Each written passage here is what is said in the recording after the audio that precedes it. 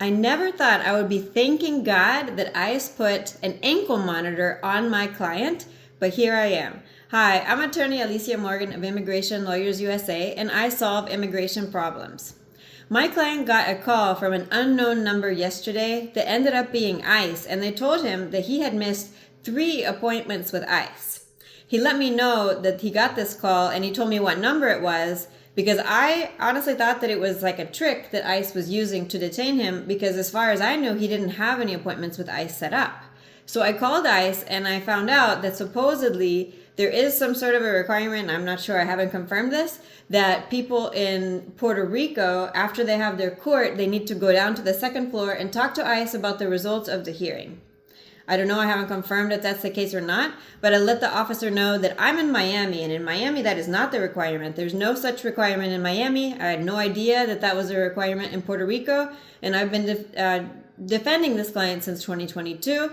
As far as I know, we never received any ICE notices, despite the fact that we had changed his address with USCIS and with the court. Now, I was able to calm the officer down to let him know if he wanted to blame someone, blame me, not my client, for the fact that he didn't go to any of these appointments. He didn't have a local attorney who could have told him about some supposed local rule.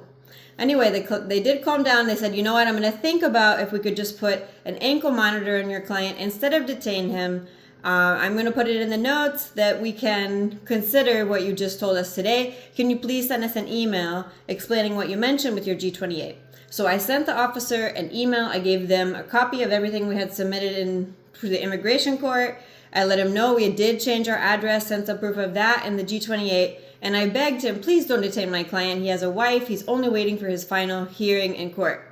And thank God my client went to ICE this morning, and all they did was put the ankle monitor. My client was upset about the ankle monitor, and I let him know this was a blessing. The Lord saved you today because you could have been detained. And if he had been detained, he wasn't eligible for bond.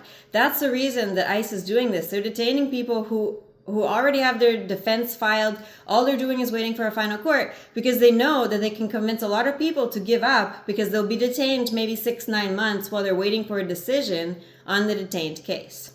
So just wanted to share this really great news about my client. Thank God he has an ankle monitor, but he's still with his wife, he's still with his family, he's still able to work while he waits for his immigration court.